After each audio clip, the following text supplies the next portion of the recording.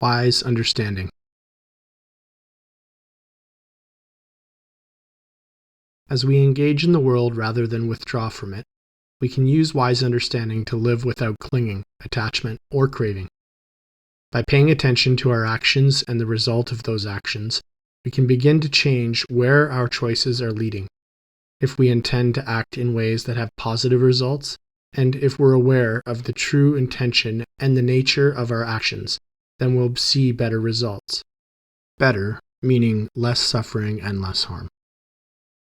The word karma in Sanskrit translates to what our actions create.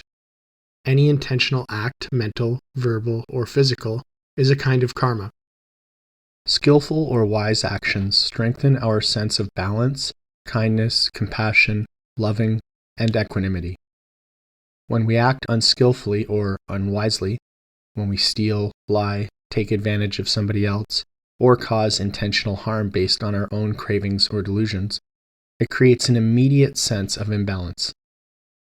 It fights with our intention to avoid harming others. Karma is determined by our intention and applies to any volitional or purposeful action.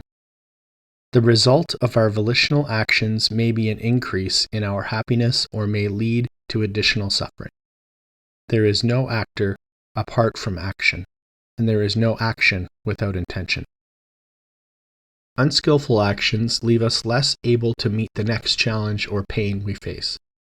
For example, when we steal, we have to immediately justify to ourselves why our greed was more important than the harm we caused by taking. We must create a cover story, hide our actions, and adjust to the fear of getting caught. Ultimately, if the theft gets discovered, we might have to deal with financial or legal consequences, or face a lack of trust from our community. Similarly, when we're dishonest, we immediately focus energy on maintaining the untruth. We must emotionally carry the potential pain that is caused to others and ourselves if the lie is revealed. This understanding of karma rests on the insight that we are responsible for our own happiness and misery, and there is a cause to every experience of happiness or misery.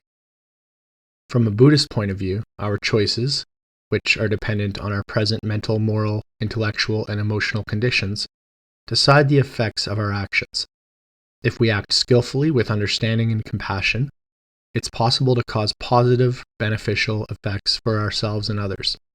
If we act with unskillful intentions, we cause our own suffering. This doesn't mean that we always have to control our experiences.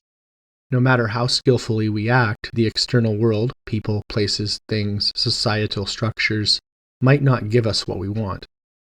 This does not mean we have bad karma or that we've failed.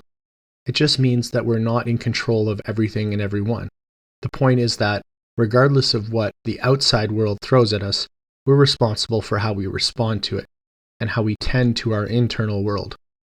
At the end of the day, we have the choice whether we go to bed as somebody who acted wisely and compassionately or somebody who didn't. It's important to note that being responsible for our own happiness and suffering doesn't mean we're responsible for the pain inflicted on us by others or by circumstances out of our control. Many of us have experiences of victimization, oppression, and trauma through no fault of our own. The pain from these experiences should be met with compassion, understanding, and wise boundaries, not minimalized, invalidated, or pushed away. In recovery, we learn that we don't have to add an extra layer of suffering to this pain. We can begin to heal rather than let these experiences or the actions of others control and limit us. Without discounting or ignoring the ongoing effects of trauma in our lives, we begin to understand that our responses when that trauma comes up for us can change our experience of suffering and happiness. The Buddhist perspective is that our present mental, moral, intellectual, and emotional circumstances are the direct result of our actions and habits, both past and present. How we choose to respond when confronted with pain or discomfort will change our ability to skillfully deal with suffering when it arises. We can also take solace in the fact that we're not alone, that every person has difficult and unpleasant experiences. It's how we respond to pain that determines our experience. Inquiry of wise understanding.